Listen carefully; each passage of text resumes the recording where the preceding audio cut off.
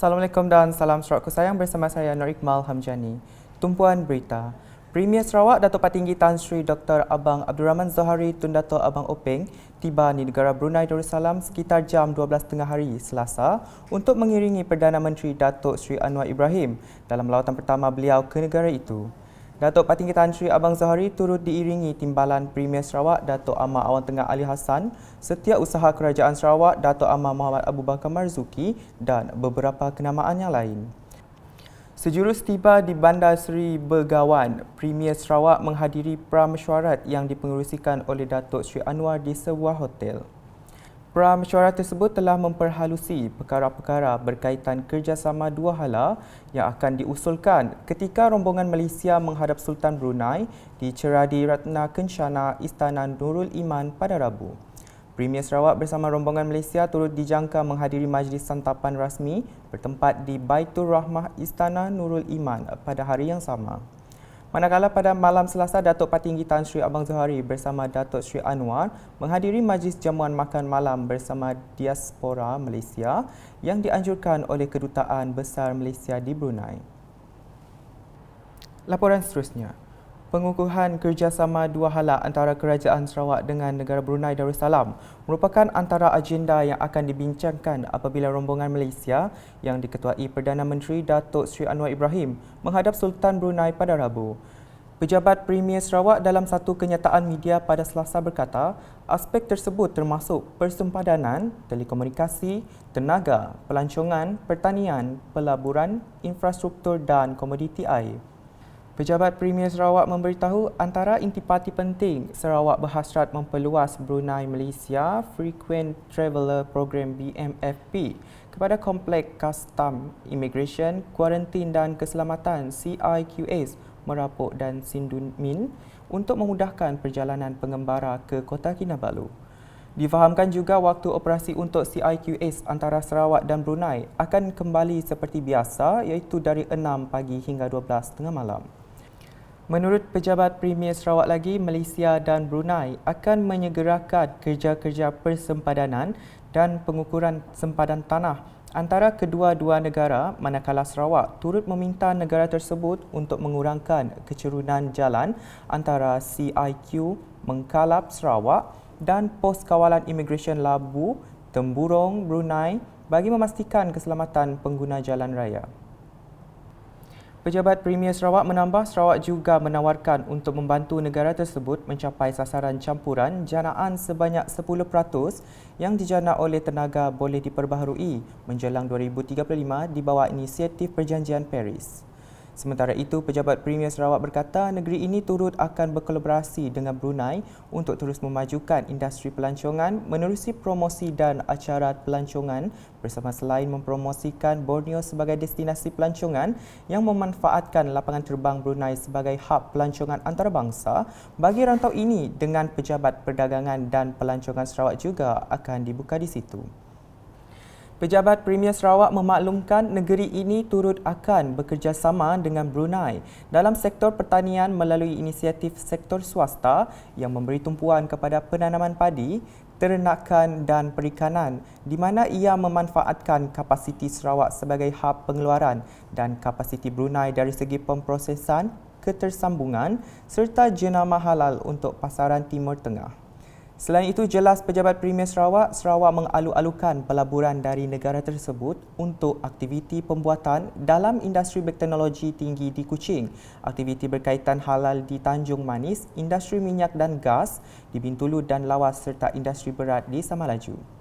Pada masa sama, menurut Pejabat Premier Sarawak, negeri ini juga sedang membangunkan perhubungan infrastruktur di kawasan utara di mana ia akan diintegrasikan dengan rangkaian jalan raya Brunei. Sarawak juga bercadang untuk membina jalan baharu dari Luma Pass, Brunei ke Pendam, Limbang yang akan diintegrasikan dengan lebuh raya pantai utara NCH.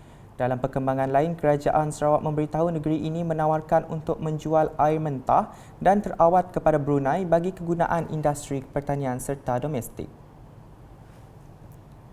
Beralih ke laporan berikutnya. Mengenai kunjungan rumah terbuka Tahun Baharu Cina yang di-Pertuan Negeri Sarawak Tun Pehen Sri Abdul Taib Mahmud serta isteri Toh Puan Datuk Patinggi Ragat Kurdi Taib meneruskan kunjungan sempena hari ketiga Tahun Baharu Cina TBC di Miri. Kunjungan itu telah dimulakan ke kediaman pengasas kumpulan Samling Tan Sri Dato' Yau Tek Seng di Marina Lagoon Residence Marina Bay Miri. Ketibaan Tun Pehen Sri Abdul Taib serta isteri disambut oleh Tan Sri Dato' Yau sekeluarga diikuti dengan persembahan tarian naga. Dalam kunjungan berkenaan juga turut diadakan simbolik menggaul Yi Sang dan jamuan makan tengah hari. Ada sama ialah Menteri Pengangkutan Sarawak Datuk Seri Lee Kim Shin dan Timbalan Menteri Pembangunan Wanita, Kanak-kanak dan Kesejahteraan Komuniti Datuk Rozi Yunus. Sejurus selepas itu, kunjungan diteruskan ke kediaman Datuk Seri Lee di Jalan Woodhouse, Tanjung Lobang, Miri. Datuk Seri serta keluarga menyambut ketibaan mereka dan diserikan dengan persembahan tarian naga serta diadakan upacara memotong kek dan jamuan teh. Kunjungan seterusnya adalah ke kediaman pengasas kumpulan syarikat Shinyang, Tan Sri Ling Cheong Ho di Luak Bay, Miri. Dalam pada itu, golongan kurang berkemampuan di Miri telah menerima sumbangan bersempena dengan sambutan Tahun Baru Cina. Sumbangan disampaikan oleh isteri Yang di-Pertuan Negeri Sarawak, Toh Puan Datuk Patinggi Ragat Kudi Taib dalam Majlis Jalinan Kasih Tahun Baharu Cina di Miri pada Selasa. Dalam majlis berkenaan, sumbangan telah disampaikan kepada seramai 100 orang penerima. Turut hadir dalam majlis tersebut ialah Timbalan Menteri Pembangunan Wanita, Kanak-kanak dan Kesejahteraan Komuniti Datuk Rozi Yunus dan isteri Menteri Pengangkutan Sarawak Datin Sri Kong Sui Lin.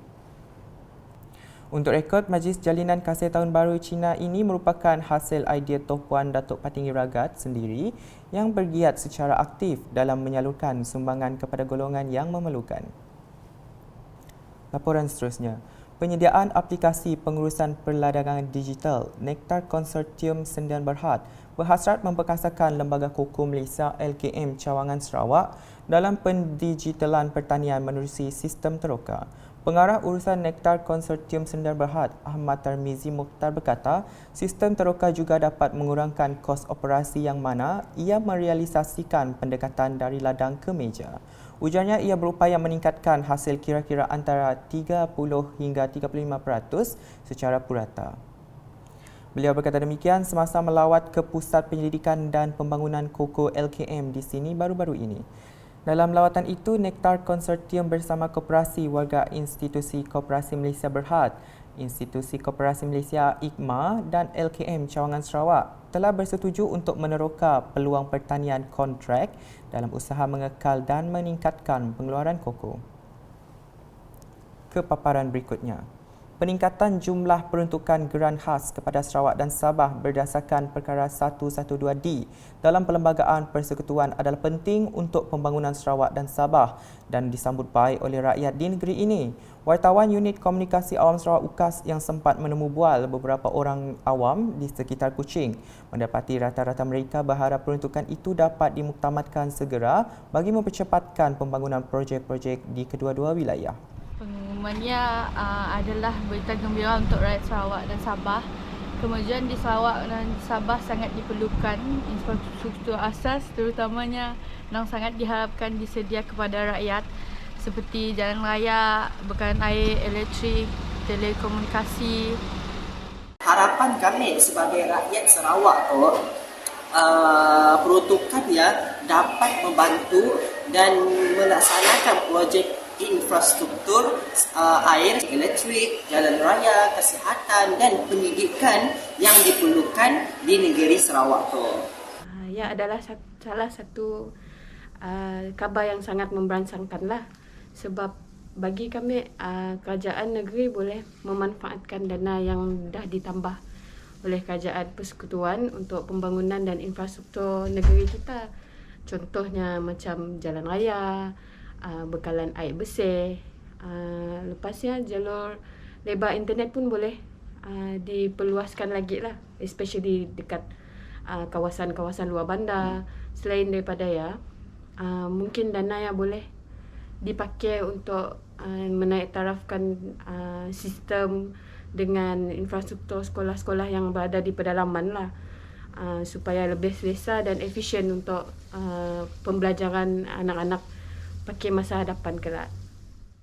Untuk rekod, Perdana Menteri Malaysia Datuk Seri Anwar Ibrahim dalam satu sidang media selepas mesyuarat tindakan pelaksanaan Perjanjian Malaysia 1963 MA63 di Kuching baru-baru ini memberitahu kerajaan pusat bersetuju memberi kenaikan peruntukan geran khas berjumlah 300 juta ringgit setahun berbanding 16 juta ringgit yang diterima sebelum ini. Sekian edisi Tengah Hari bersama saya Nur Iqmal Hamjani. Berita lebih lanjut boleh didapati di semua platform media sosial UKAS termasuk portal ukas.sarawak.gov.my dan UKAS channel di YouTube. #Menyebar Fakta, Salam UKAS.